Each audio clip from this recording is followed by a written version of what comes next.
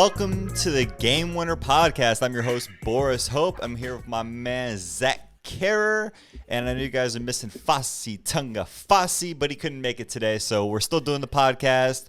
It's a little bit late, but we're excited. We had a big week of sports. We got a lot to talk about ahead. Manny Pacquiao, big fight. Draymond Green, KD, they aired it out. Big interview between the both of them, those Golden State Warriors of the past.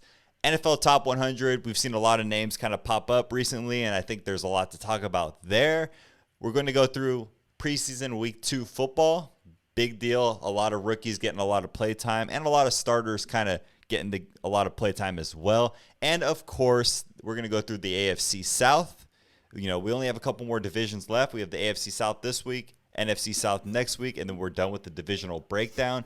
And we'll finish it off with an overrated, underrated, Top 100 edition. I'm going to throw Zach a couple of players, give them a rank, and then see where they stack up to the rest. But first, we're going to start with, of course, the Manny Pacquiao fight. So he was upset by Yordenis Ugas. 2 years since Manny's last fight. He lost on a decision, unanimous decision. Manny just hasn't been the same lately. He's not the same boxer he was years ago. He's got a lot of other priorities. He has to make a decision on whether he wants to run for president of the Philippines. It's getting to a point where it feels like this guy's kind of run his course. He's not in his prime. Everybody knows that. And you almost just want to see him retire just because you don't want him to taint his legacy any further. How'd you feel about the Manny Pacquiao fight, Zach? I mean, it's good to see him get back into the ring. I think with a lot of these like boxers coming out, like you saw Floyd fight the YouTuber Jake Paul. Or Logan Paul, my bad. It's good to kind of see Pacquiao go out there again, especially like Filipino heritage, to see him fight again. So it's kind of good just to see that face and that name and that presence and the culture coming out. But yeah, I mean, I kind of figured he wouldn't do too well. I mean, it's been 2 years, like you mentioned, like that he was fighting. So I mean, he probably doesn't have the longevity, the quickness. I mean, the stamina is there. I mean, like how you also mentioned too, like he keeps fighting. If you keep losing, you're going to tarnish that legacy in a way. So he should probably either hang him up and focus on life after boxing, whether it be politics or I mean, I don't even know his other interest actually after that. Yeah, I feel like Manny's been through a lot. He's the face of his country. He wants to, he's talking about running for president. We'll see how that goes. I feel like in general, the guy's super talented, but he's getting to that point where you almost don't want to see him fight anymore. Like he's lost the last few. He's not the same guy. He doesn't have the same focus. It's been 2 years since his last fight. That's a long time. And Yordenis Ugas, he took the fight with 11 days notice. He was supposed to fight Errol Spence Jr., who's a much more talented fighter. So it could have been a lot worse for Manny. I love the guy. He was a great fighter, but he's at a point in his career where he's just a little too old, and he's fighting against people that are too good. Mayweather is fighting against YouTubers. He's fighting against legitimate fighters at this point. He's at a place in his career he's got to either move on and start doing other things, especially because he's already kind of like teetering between politics and boxing. And when you're doing that, when you're still a boxer, that's when you're putting yourself at risk. When you have that. You're not all the way in. He doesn't have that dog mentality he used to have when he was coming up or even when he was at the prime of his career. So I kind of want to see Manny just hang it up. Maybe he should have hung it up a couple fights ago, but now it's like, okay, let's move on. But at the same time, the guy's still getting paid, which is that's a factor. He's still making a lot of money. Yeah, but well, yeah, it's a money grab fight. Like he's just doing it for the money, whether or not he says like it's for his legacy and stuff like that. Like he probably just fight just to get a paycheck and then he's call it quits essentially. I also think it's like, at what point is the money, like the guy's got so much money, an enormous amount of money that like, when is the money not stacking up to the risk you have to your reputation? That's what it is. You want your legacy to stay. He's got a lot of money already. I don't think he should be worried about the money. It's more about legacy. So I think he should hang it up. But, some fighters, just like every other athlete, sometimes they stick around a little too long. and then you kind of see their Yeah. vulnerabilities. There's some athletes that's all they know and that's what they love and they want to just keep doing it, and maybe he's in that mentality, but he has other interests. Yeah. He's showing other interests. I feel like maybe it's time to Yeah. move on to that next phase of his Yeah. life. Yeah. I mean, 2 years out, you should probably hang it up rather than go for another one. I mean, getting up there at age, yeah, definitely hang it up. I agree. Call it a All day. right, we'll see what happens with Manny. I hopefully he doesn't take another fight. I think it's too much for him, but Yeah. we'll see. I'll be rooting for him if he does take another fight. That is for sure. I hope he wins that. Maybe Yeah. he wants to go out fight a less known fighter, maybe a not quite as good fighter to kind of go out on a win. That I think that would be good. So he could do that if he wanted. He's earned that in his career. Yeah. Most definitely. Also, talking about dropping bombs, throwing punches, maybe no physical punches, but Draymond and Kevin Durant, huge interview talking about Kevin Durant's time on the Warriors. These guys are flying high after their gold medal win for Team USA, and now they're airing it out in front of everybody, which I think, from my perspective, and I think a lot of people were very surprised that this interview even existed, that they decided to do this. Yeah. He hopped on Draymond Green's show and they aired it out. It's about 25 minutes. You can find it on YouTube. Search Kevin Durant, Draymond Green interview, and they were calling people out. Draymond called out Bob Myers. Steve Kerr said they didn't handle the argument between them very well.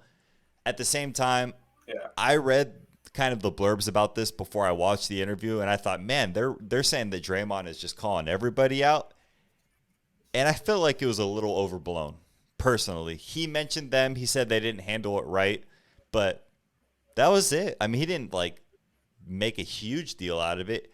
And I have my feelings about whether Kevin Durant would have stayed anyway. But I want to hear your thoughts, Zach. What did you think about just them airing it out and that, talking about that golden era of Golden State basketball? Yeah, I mean, I think it was good that they talked about it because I mean, they really answered like that burning question of like, hey, did this argument that we happened on the sideline really draw the tension apart? I mean, as fans, I mean, we're all fans of the Warriors here. Seeing that team, that super caliber team, go for like a three-peat, maybe can win five in the row, like they mentioned, or just win five in general, and then seeing it just like kind of blow up. Like we just want to know the gossip, like what happened, like what was the real rift in it. And I think that's what was good to hear, kind of seeing them air it out like that and talking about it. But the blame for like ownership and management, it's like, what else can they do? Like, sit you two in a room and deliberate. I mean, they're grown men. I mean, they should be able to handle it too. But I mean, I think KD might would have stayed one more year, like a player option type of deal. But I think it was good just to kind of see both sides of it. I think they're both grown enough to really express themselves. I mean, they've done a lot in their career that they don't need to sugarcoat anything. I mean, KD says things off the dome on Twitter and in public. So Yeah, I'm still under the impression that no matter what would have happened, I still don't blame this fight for Kevin Durant leaving. He even talks about like he's always looking to improve his game, take it to the next level. I think he even talked about being the number two all the time. No matter what, he's always like number two draft pick, number two this, that. He's always been kind of number two to LeBron. The only reason he's number one right now is because LeBron is aging. I I yeah, personally think that the reason why Kevin Durant left is not Draymond Green. I think that was a part of it, but not really. I think it was Steph Curry. I personally think it was Steph Curry, and it has Steph. nothing to do with Steph as a person. It has nothing to do with Steph as a. I mean, it has something to do with him as a player. I think the issue is Kevin Durant wanted to be the number one dog somewhere. And coming to Golden State, Valid. no matter how well he played, no matter how good of a player he is, he was never going to be the fans' favorite over Steph Curry. It's impossible. The guy's been there. He's been, he's a Yeah, Hall of Famer, all this. Steph Curry is the Bay Area. So you're coming to the Warriors, you're always going to be the second guy. And I think that after a while, you yeah, win two championships, you would have gotten your third. It's like, I want to be the number one.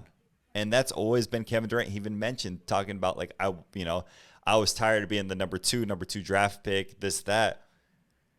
Steph did nothing wrong. It's not like he argued with him or anything. I think it's just like he wanted to be the number one guy. And no matter what, even if Steph wanted him to be the number one, you just can't change fans' perspective. Steph Curry runs the Bay Area, and that's just kind of what it is. So I think that had a lot more to do with it than this one fight between Draymond Green and Kevin Durant. They didn't talk about Steph a lot in this interview. They actually barely mentioned him, which was kind of weird. But I think that is a much bigger factor, and I will stand by that. They didn't talk about it. I don't think Kevin Durant will ever say it, but I think that is a huge factor. He wanted to be the guy. Now he's in Brooklyn, and I would say even though you have Kyrie Irving and James Harden, he is the guy. He is the number one. He's the alpha. Yeah. And he will get the respect as the alpha on the Brooklyn Nets. He'll be the most popular player, even though the other two are still very popular. I mean, that's interesting. I didn't think like the Steph, being the number 2 role, that Steph would be like a subtle factor of him, since he was like, he runs the team, he runs the area. Even Brooklyn, though, I feel like he wouldn't be the guy in Brooklyn, because that was Kyrie first, right? And then KD's kind of second, because they're kind of like the best friends deal. I mean, if he's going to be the guy, he has to be super dominant. It's hard when I think the team isn't performing as well as they would. I mean, based on injuries and stuff. But that's a pretty interesting point you brought up about being the number 2 guy. I never really thought about it that way. I always thought of it as like the Draymond deal. Maybe he wants to do his own thing, but I didn't think of it being like, I want to be Batman, not the Robin type of deal. I think he's still Batman because Kyrie doesn't have any pull in Brooklyn like Steph Curry does in the Bay. Like they got there around the same time. Like Kevin Durant's a better player. Kevin Durant's a better player. No, they got there at the same time. Better. No, Kyrie was there 1 year when they had that, and then KD came after the championship. Oh, because he was hurt. But he was hurt. He was barely playing. But he also didn't play that other year. Yeah. So he didn't like establish himself by any means. Exactly. Durant's the alpha. He's the Batman. If they win a championship, it'll be because Durant is the Batman, and he wants to be Batman. Even when it was him and Westbrook, it was like, who's Batman, who's Robin? That created a lot of tension between them. I think that's where his head's at right now. But he needs a super team around him because at this point, pretty much everybody needs a super team to win, unless injuries take out teams. Wouldn't you think like when they had those like playoff runs for the championship, KD won Finals MVP. He was basically running it as a Batman on that team, even though it's Steph's team. KD was performing like he was top dog. Like, you don't think that like made a difference at all? Like, if you're playing as Batman, wouldn't you want to stay still? I think it helps, but you want to be the fan favorite. I think he wants to be the fan. Like, no matter what you do, if Steph Curry's on that team, he wants to be he's the alpha. He's the alpha. That's just the way. It's just you're on a team with Steph Curry in the Bay Area.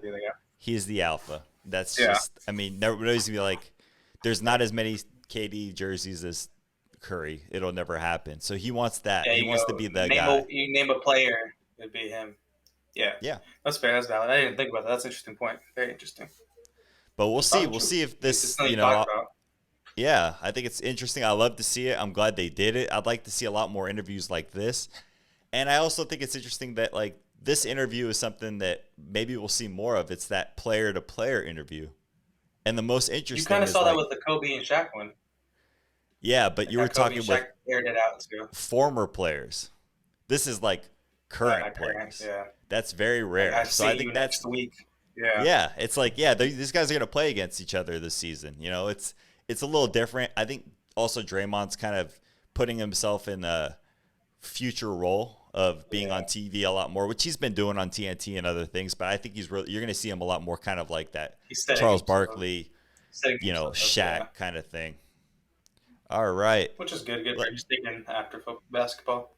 Yeah. No, absolutely. I think it's a great career move for him, and he knows how to talk, and that's the best place for him to be after he retires. Stir that pot up, you feel me? That's right.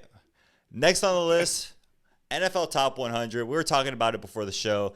It feels like they're releasing it way too quickly. You're getting like 40, 50 players at one time.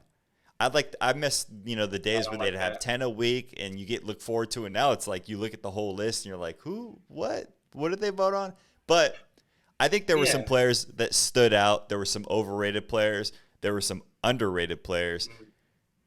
But overall, because it's voted by the players and not by the media and not by the fans, it felt like it was a good list. Like, there's maybe a couple guys you could argue here or there. but I felt like Yeah. overall it's a pretty good list. So Zach, how'd you feel about the NFL Top 100? And are there any underrated players that really stood out? I think it's pretty good. I disagree. Like what you're saying, how they released like I was like, oh, top 100 came out, but it's 100 through 50. I'm like, what the heck? I can't wait till next week. Have the anticipation as the week goes on, closer to the season. I look forward to that. As for my underrated, I think Keenan Allen, not to be biased at all in any way, I really think he gets Oh, snubbed the most. No, like on off tops, like non-biased, like and it's probably because he's not.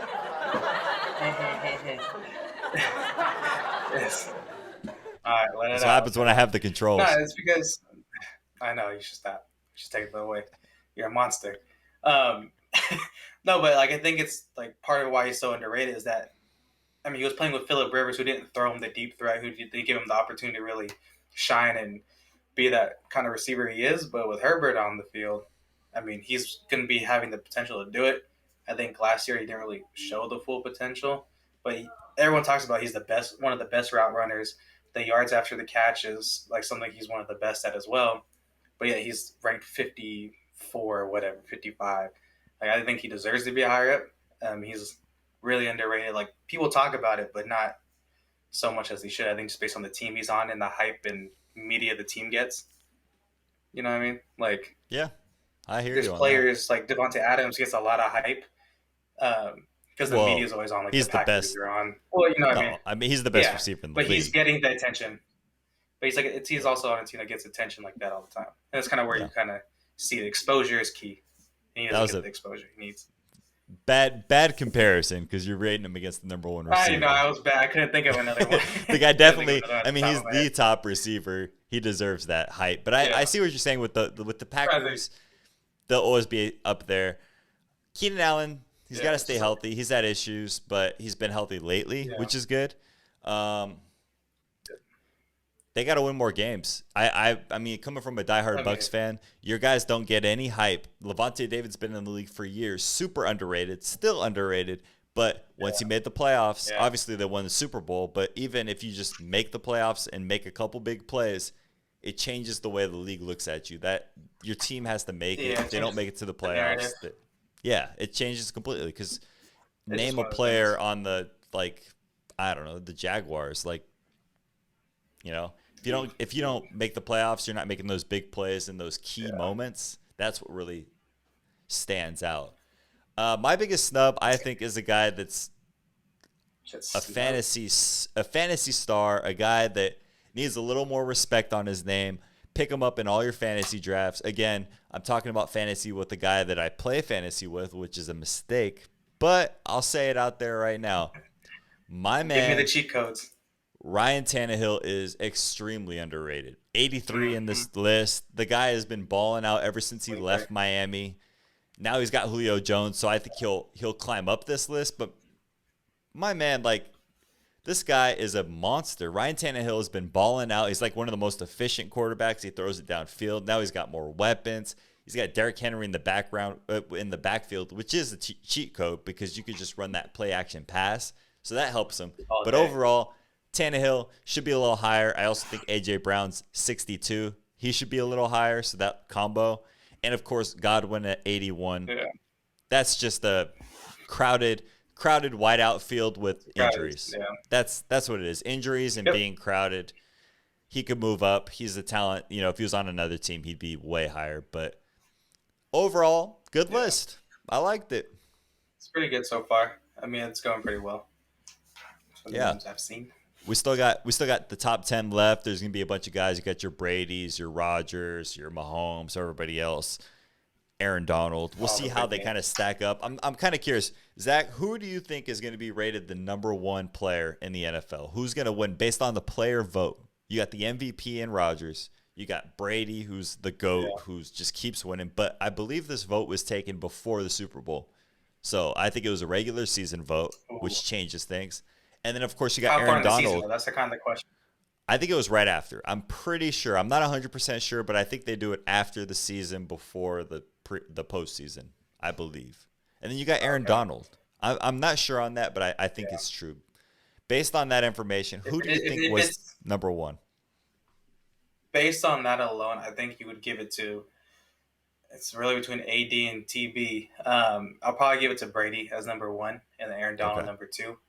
All right. I think we talked about before, like after that bye week, the Bucks just started coasting, like sailing, doing very well, and I think that just shows to Brady's ability to facilitate the team, run them, motivate them, get everybody in the right spot, and then taking them so far, kind of one of the best records in the NFC. Um, is the only reason why I can see he can be number one. Aaron Donald does make a good push for it every year. I think if the team performed a little better, he'll definitely be number one. But I see Yep. Brady just taking that top spot. Yeah, If you like got to throw based on Aaron what you're saying, Rodgers if in it there is like too.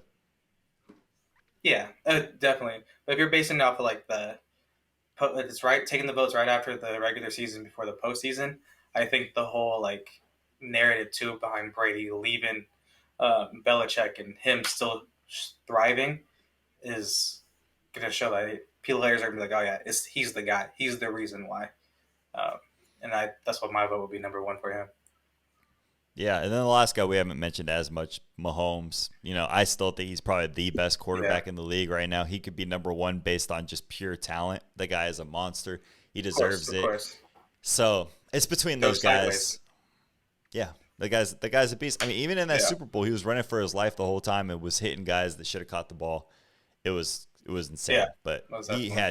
had no chance with that offensive line and that defensive line against him. But So who's let's your move number one? on.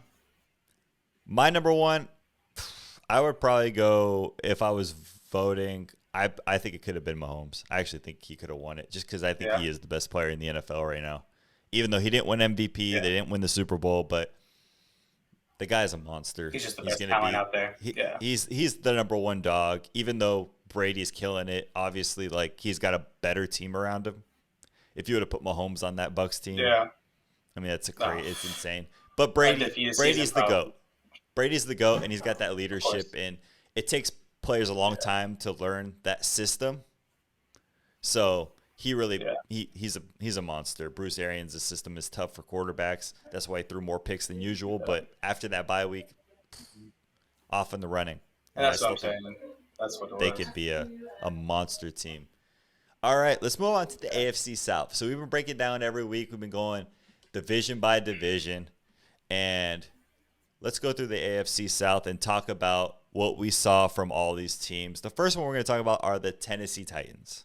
Tennessee Titans, great team. They lost some corners in the secondary. They lost to Dory Jackson, Malcolm Butler, Jonnu Smith, tight end, and Corey Davis, receiver. But they added a lot of pieces as well. You got Julio Jones. You got Bud Dupree, Janoris Jenkins. They picked Caleb Yeah. Farley, the corner out of Virginia Tech. A lot of guys going on. How are you feeling about these Titans, and what do you see them doing this year? What do you got as a record? Uh, you guys, I think Titans are definitely going to take the South. They're the best team coming out that division. Colts are like right there. I give them a good 13-4. They do play the AFC, so they're gonna have some tough games um, at some point down the stretch. But they're a solid team that's gonna be hard to stop. Well, again, you mentioned a little earlier about Tannehill's like rated so high on the top or low on the top 100, but that play action with Henry. Now, yeah, Julio is a deep threat. You can send AJ Brown down the middle. Pretty sure they have some decent tight ends still. But that defense, I mean, like you mentioned, they add enough pieces to replace what they lost, but the defensive scheme's not changing. They're still going to run the same thing they've been doing and still be productive. Like, so I give them at least a good 13 wins, if not 14. But they're the All first right. in that division. So you're going 13-4. I got them a little bit below. I 13 got and them 4. 12-5. 12-5, one game below that. I Not agree. They bad. take the division. Yeah. Tannehill's a beast. I just talked about him earlier. You Mhm. got Julio Jones with AJ Brown. That combo is going to be deadly, and it's just a good team. Derrick Henry, AJ Brown, Too Julio good. Jones. Those three with Tannehill. All he has to do is make the right decision, and he's kind of shown the last 2 years he's really good at that. I think he can handle that. Yeah. So overall, Titans, great team. Defense, a lot of change, and it's kind of scary. And that could be good. It could be bad. I think it's going to be good for them. They added some new talent, some younger talent, and we'll see what happens. But I like the corner Caleb Farley. I think that's a huge pickup. I think that he could be a shutdown corner, a dominant guy, and then Bud Dupree getting a little more pass rush out there. I feel good Yeah, about. I and feel then good Jake about is good, Tennessee. like safety net. Yeah, I do I too. feel. Yes. Yeah, I feel like Tennessee's kind of got that good blend between younger talent, older talent, and the division's just not quite as strong as maybe some other divisions we talked about. So doors wide open for them, Yeah. True. and I think they just got to take advantage of it. One team that I could see them getting 2 wins against every year, we got to talk about them, the Texans. Houston Texans, hot mess Yeah. right now. The Deshaun Watson situation. I don't think he'll be playing this year, and if he Dumpster does, fire. that'll be a controversial pick. They lost their heart, their soul, and J.J. Watt. That's not the same, and their system for building a team is just weird. I mean, it's running backs galore. They have 3 guys that could be starting running backs in Philip Lindsay, Mark Ingram, and David Johnson all on the same roster, and they all do similar stuff Yeah. here and there. It weird. Why don't you use those guys? Use those picks in maybe other positions that could help a lot more. Running back's really not like the most important position for a football team. And then they traded away all those picks for Laramie Tunsil. They're still paying for that. They didn't even pick in the draft till the 3rd round, and then they picked Davis Mills, a quarterback from Stanford. He might even be the starting quarterback. Like I don't know what's going on with Houston. How are you feeling about the Texans? Dude, it's so sad. Like coming from a playoff caliber team to the dumpster fire they are in now. Um, I if Deshaun plays at any given time during the year, I'll give him probably 4 to 5 wins. I don't see him starting the season, but I don't see him coming back till late due to whatever the league does with him. Um, but yeah, their team is basically starting from the ground up. A carousel of running backs, receiving core. I mean, isn't what it used to be. I mean, you lose Will Fuller, you lose Randall Cobb. There's nobody else there I can think of. Um, Defense has no big names. It's definitely a rebuilding year, and I see him four wins at the most, and that's I think a little generous depending on what happens with Deshaun. So you got them 4-13. 4-13. I'm sticking to it. All Yeah, right. I think Deshaun's just gonna play too late. Is what it is. What do you think I have him at? I just want to hear what you think I have him at. Texans. You're sometimes generous. I don't think you have him going 0-16. I think you'll give him at least a 2-15. That's exactly what I have them at. 2-15 Texans. Good call. That was Got good. you, I my like hoodie. I like where your head's at. Yeah, I Two and know you. 15. I I just can't like you kind of give a team a win or two every year. Just because 0-16 now 0-17 is a rare thing to see. But man, like I don't think I'll ever pick the Texans to win a game as a favorite. Like there's no way. They're the Oh, worst team in football in my maybe the regard. Jags. No. No. I No. This is the worst team in football don't think I go. by Yeah, far. It's not close. Maybe they'll win one against the Jags, but I will never pick them as a favorite against the Jags. That's the difference. It exactly. can happen, but True, I'm not true. going to pick them as a favorite. So it's a You wouldn't dumpster put your fire. money on it. No, this Yeah, this team's a dumpster fire. I feel bad for the coach because he's been a long time assistant coach looking for his chance, and now he's going to probably be the scapegoat when they're terrible, even though it has nothing to do with his yeah, coaching at this point. So we'll see what happens. sure. But 2-15, stay away from the Texans in fantasy. Stay away from them, and I Yeah, mean, just hope you look. don't pick You anything. know, you know what? Go home, check your clock, go on NFL.com/favorite football team, whatever team you like. And if they play the Texans, you might as well just throw a W right next to it because most likely you're going to win. I don't care what team your favorite is. Texans, Sure. sorry Yep. guys, but I mean, was that harsh? Did I go a little too far? Oh no, no. You're super valid. Totally valid on that. I mean, just there's not throw, there's not just much to it. Like get your maybe green pen foundation members ready, in there. throw a Maybe. little W next to it, Smart one. and move on. That's it. If your Moving playoff on to team the is a 1 win away from playoffs, you just see Texans on that schedule and like, hey, we're in it. boom. You might as well book your ticket Exactly it. to the game. That's it. Yeah, punch it. Next on the list, the Colts. completely different team. A lot of change. Phillip Rivers Yeah. retires. You got the Carson Wentz experience with Frank Reich, his former coach with the Eagles. So we'll see what he can get out of him. His best time was with Reich. Marlon Mack's coming back. You got Jonathan Taylor. They signed Eric Fisher, the tackle from the Chiefs.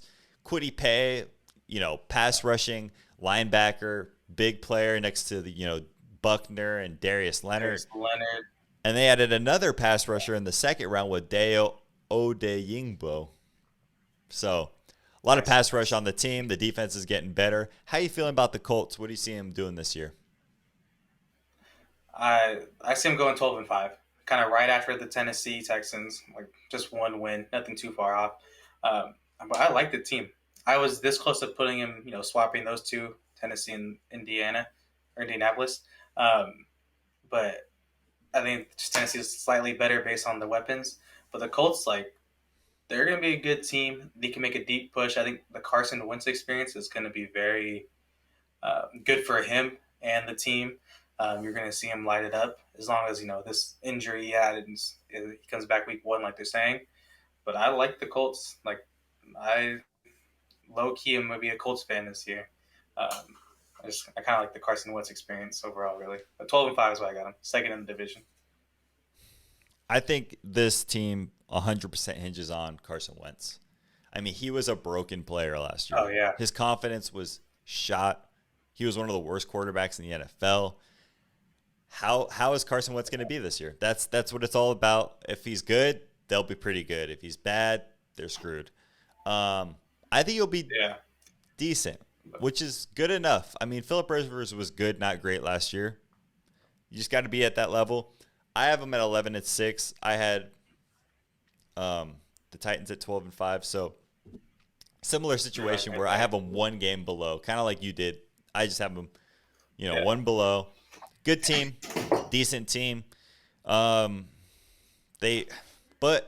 I'll be honest, this might sound a little harsh. I might be a little mean, but this team has first-round playoff knockout written all over it.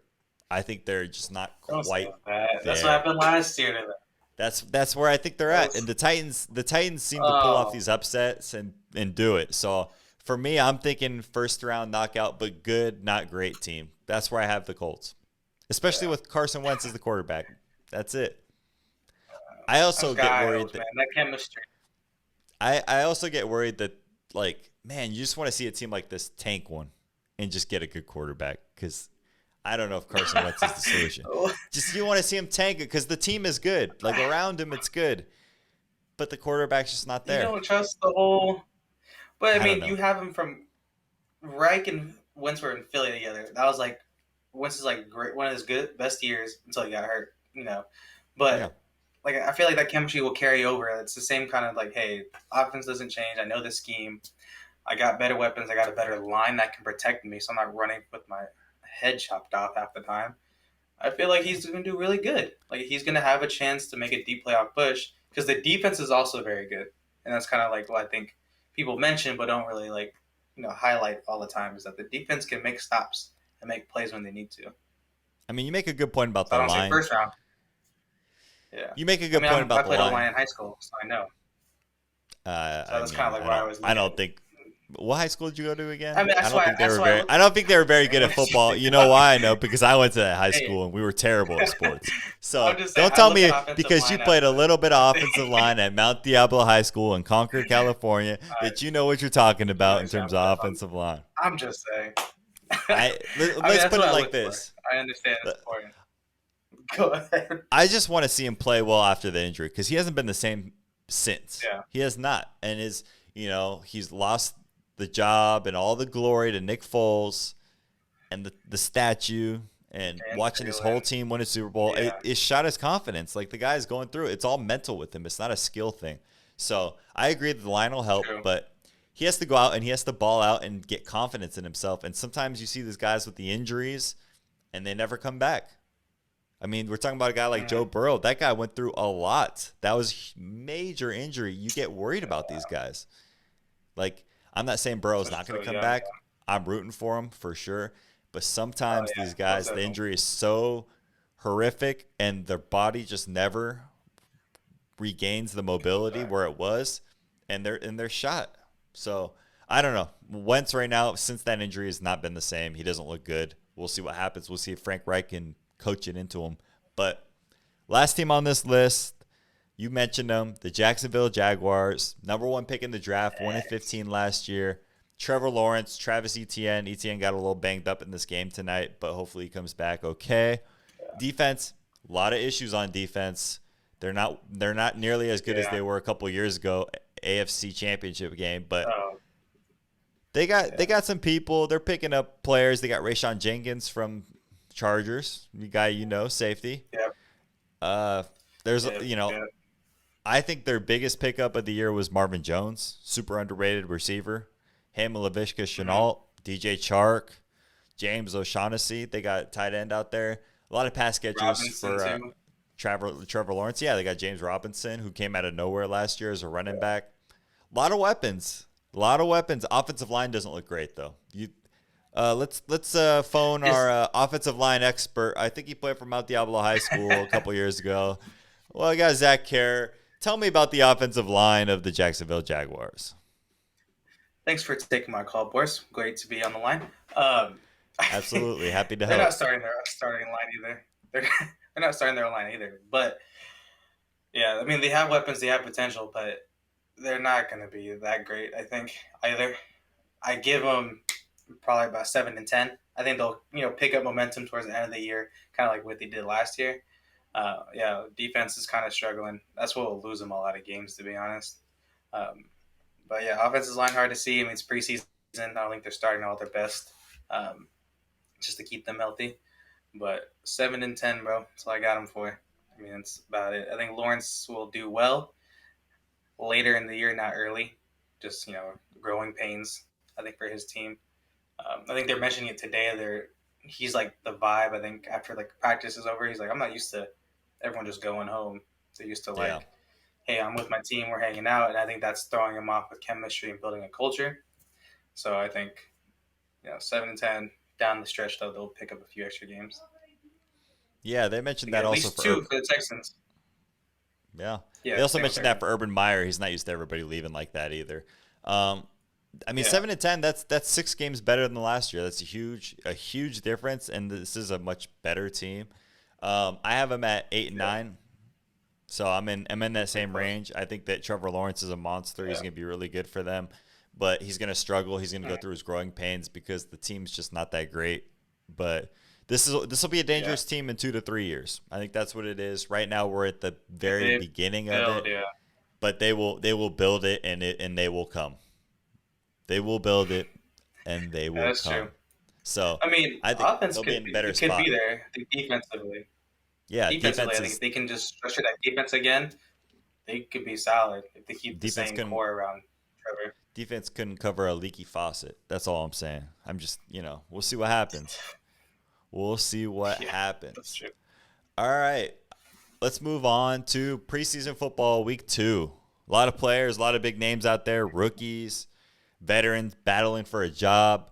Was there anybody that stood out for you, Zach? Was there any players that you thought, man, this guy balled out, or this guy disappointed maybe? I think actually today's game was pretty good against the Saints and Jags. Jameis showed a lot of promise. I like what I saw from Jameis a lot because that QB competition is kind of weird. So seeing Jameis kind of go 5 for 5, 60 or 100, I think something yards and a touchdown was really good to see. I think it was 65 yards. But it was good to see. That shows that's the dude we know throwing 30 for 30. Now he has LASIK. Now he's 1-0. But that was surprising to see. And I think kind of also seeing Jimmy G again, that one's kind of disappointing. His performance isn't really, showing what he wants. We talked about, they're gonna pump him up, get him, trade value, and it is not there at all. So I don't even know if he's on the team or even starting that week. I don't think anyone's gonna want him after what I've been seeing. I agree. Jimmy G's been disappointing.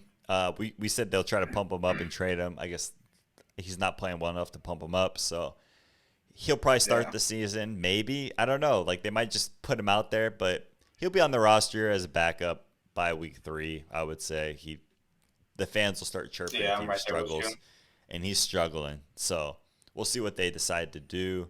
Yeah. Jameis, I've been a Bucs fan for my entire life. Jameis, obviously, I have a long history with him.